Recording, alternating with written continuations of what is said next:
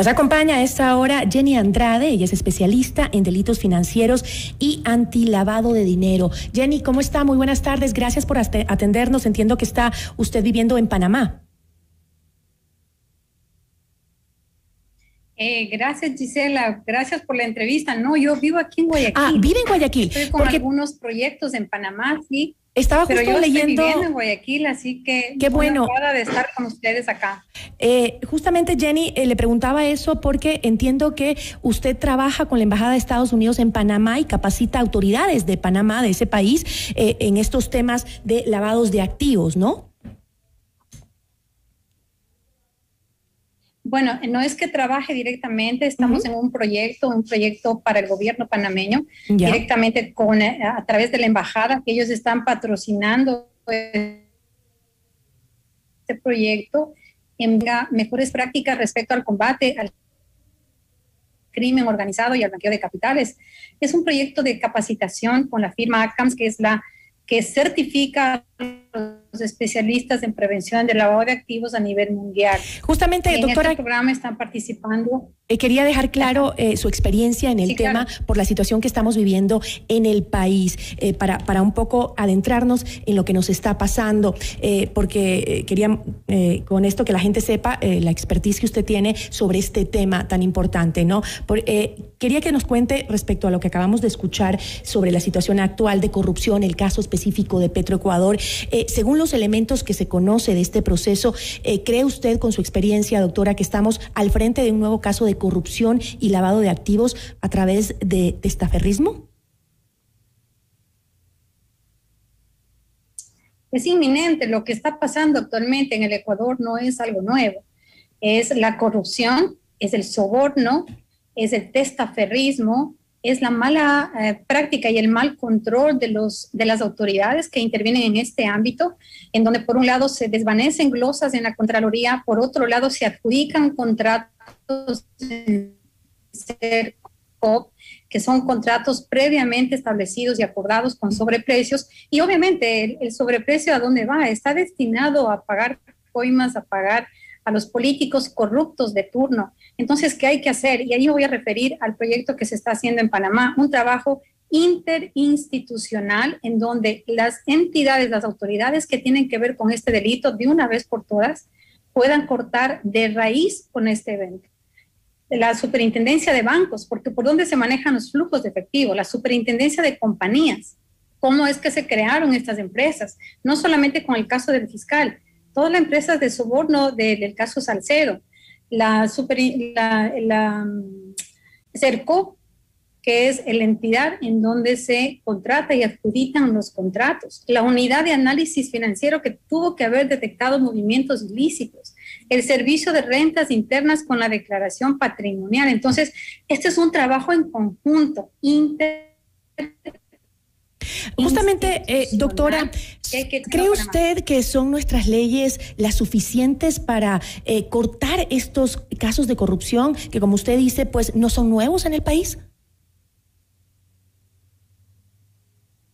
Bien, las leyes hay que revisarlas, sobre todo hay que revisar un decreto en específico que me llama muchísimo la atención, el decreto 1073, que fue promulgado en la época del presidente Rafael Correa para poder aceptar todas esas donaciones que venían para los damnificados del terremoto de Manabí y que afectó prácticamente a toda la costa ecuatoriana, porque en este decreto sirvió de pie, sirvió de la puerta de entrada para que ese dinero ilícito que estaba fuera, producto de la corrupción, pueda regresar al Ecuador. Y esto fue 2016, 2017. Entonces, con este decreto, ¿qué es lo que se hizo? Se dejó sin efecto el artículo 298 del Código Penal sobre defraudación tributaria. Se desactivó el control del servicio de rentas internas para las declaraciones patrimoniales. Y no se establecen los... Parece que tenemos un problema en la conexión. No, en la conexión de internet, a ver si lo superamos. En el ámbito para poder hacer... Parece que tenemos... Hola, ¿ahí me escuchan bien? Sí, parece que la estamos escuchando un poco cortado, doctora. Qué pena, porque lo que nos está diciendo es muy importante. usted mencionó también, además del tema legal, a ver si nos podemos reconectar mejor, pero mencionó la CERCOP. Se han evidenciado un sinnúmero de empresas contratistas del Estado que son manejadas por accionistas de varias corporaciones que en muchos casos se levantan únicamente para cumplir con un contrato determinado. ¿Qué falencias tiene el CERCOP que permite que existan redes de corrupción en el sistema de contratación y compras públicas? Además de la legislación que, como usted nos acaba de mencionar, tiene sus falencias, ¿qué es lo que pasa con la CERCOP? Bien, la CERCOP debería establecer un precio promedio de productos y servicios sobre los cuales se podría realizar los contratos del Estado. Además, la CERCOP no debería permitir licitar a aquellos ciudadanos que fungen tener N número de compañías en el caso. ¿Cómo funciona la investigación de casos de lavados de activos como para que haya tomado la Fiscalía 22 meses para pedir prisión preventiva contra los funcionarios que seguían ejerciendo importantes cargos en la administración pública como Pablo Celi? Bueno, el gobierno de Estados Unidos en el 2019 ya detectó todo el caso de corrupción y tenemos allá ya personas que están detenidas. Esa información del gobierno de Estados Unidos vino para la Fiscalía y la Fiscalía aboca conocimiento y empieza a hacer todo el análisis investigativo financiero en el Ecuador. Los casos de corrupción, de lavado de activos pueden tomar varios años porque es muy difícil seguir el rastro del dinero. Peor aún, cuando se desvanecen glosas, cuando se esconden movimientos financieros, entonces se requiere de un análisis y una presentación de pruebas fehacientes para poder llegar a definir, a estructurar, a ver la tipología que utilizaron las personas para esquemas de blanqueo de capitales. Yo diría más bien que por parte de la Fiscalía ha sido un acto de valentía llegar con tal nivel de autoridad y sentar un poco precedentes de que ya en la sociedad ecuatoriana se debe tener un fundamento ético y de valores. Vemos una ruptura total de valores y en la misma autoridad y en el mismo gobierno. Usted me preguntaba de las leyes. ¿Existe la necesidad de cambiar las leyes o de incrementar más leyes? Yo diría que existe la necesidad de tener la voluntad política para hacer cumplir las leyes y la necesidad de establecer verdaderos códigos de ética y de conducta en las mismas autoridades e instituciones de control. Además de ello, de contar con profesionales técnicos en el área. No podemos caer en que políticamente o por deudas políticas o cuotas políticas en las áreas técnicas asignar a personas que nada conocen del tema. Ahora, doctora, la red de corrupción no se quedó solo en los sobornos en Petroecuador, ya que también se habría acordado pagos a cambio de el desvanecimiento de glosas en la Contraloría. En esta parte es en la que entra a escena Raúl de la Torre, quien es el sobrino de Pablo Celi, actual contralor subrogante, ahora detenido. El contralor habría autorizado a su hermano Esteban Celi para que negocie el desvanecimiento de 5 glosas por $13 millones que habrían sido impuestas a No Limit, una empresa. Ahora, eso según la investigación de la Fiscalía. ¿Es la Contraloría la entidad estatal máxima para la prevención y detección de delitos de lavado de activos?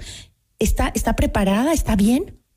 Bien, la Contraloría del Estado tiene que efectivamente hacer su función respecto del análisis de cómo se está utilizando el dinero público, pero la entidad encargada de establecer los delitos subyacentes del lavado de activos es la unidad de análisis financiero, a través del movimiento financiero que todos los sujetos y todas las empresas tenemos en el Ecuador. Y de ahí debió haber salido la correspondiente alerta a Fiscalía para que Fiscalía, ya con toda su investigación pública en el ámbito público, pueda advertir todas las pruebas que sirven para poder sustentar en un caso ante una justicia, ante un juez, ante un juzgado. Pero la entidad llamada a actuar aquí directamente es la Unidad de Análisis Financiero y Económico, la UAFE. Obviamente, y ahora que la Contraloría General del Estado se encuentra también involucrada en estos delitos contra la administración pública. Es correcto. una autoridad de control involucrada en un tema, en un ilícito, pues deja mucho que desear, y es la misma forma, el mismo modus operandi que se advirtió en el anterior Contralor. Entonces, ¿qué pasa con las autoridades públicas, las autoridades de control? ¿Qué opciones le quedan justamente al Estado para garantizar la transparencia en la administración de los fondos públicos? ¿Qué opciones tiene frente a esta situación que estamos viendo? Bien, yo le diría al próximo gobierno que estamos precisamente a inicios de que se tome una nueva giro, una nueva administración. En primer lugar, y ha dado mucha importancia a los diferentes países, establecer una mesa técnica de trabajo interinstitucional en donde en forma integrada se traten estos aspectos y se asuman responsabilidades. Se pueda compartir información, que la información va a servir para procesar y analizarla financieramente y establecer ahí las alertas de casos posibles de corrupción en forma temprana. Además, estamos hablando ya desde la misma Unión Europea de la necesidad de contar con compliance officer en las entidades públicas. Al momento solamente hay unidades de cumplimiento en algunos sectores que son obligados a reportar operaciones inusuales a la UAFE, como lo son bancos, seguros, cooperativas, constructoras, inmobiliarias, pero en el ámbito público no existe esta figura. Y ya Europa dice es necesario contar con una figura que es el compliance officer, una función que determine en función de la ética, en función de la transparencia y la sostenibilidad, que precautele qué realmente está haciendo la institución y tenga un criterio independiente para que incluso en el caso de la Contraloría, si hubiera habido un compliance officer, el compliance directamente pueda advertir y pueda pasar esa información a la UAFE o a la Fiscalía. Eso hace falta, transparentar en las entidades públicas cómo es que se están haciendo los contratos, desvaneciendo glosas, adjudicando contrataciones, seleccionando personal, pagando coimas y sobornos. Ahora, entonces, esto hace mucha falta.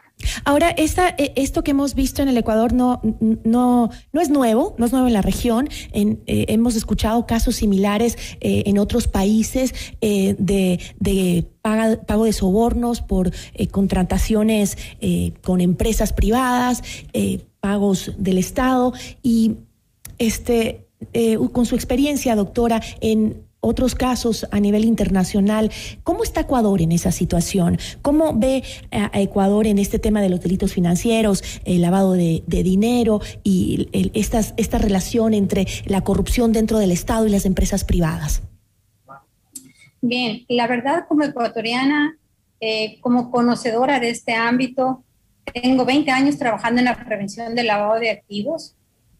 La verdad me he sentido muy impotente en lo que se debe hacer en el Ecuador y lo que está pasando en otros países. El Grupo de Acción Financiera Internacional establece que para poner medidas de prevención del lavado de activos en los países hay que hacer una evaluación de riesgos nacional. Es decir, Ecuador, ¿qué riesgos tiene? Panamá, ¿qué riesgos tiene? México, ¿qué riesgos tiene? Y los otros países ya tienen sus evaluaciones nacionales de riesgos desde el año 2014 y 2016.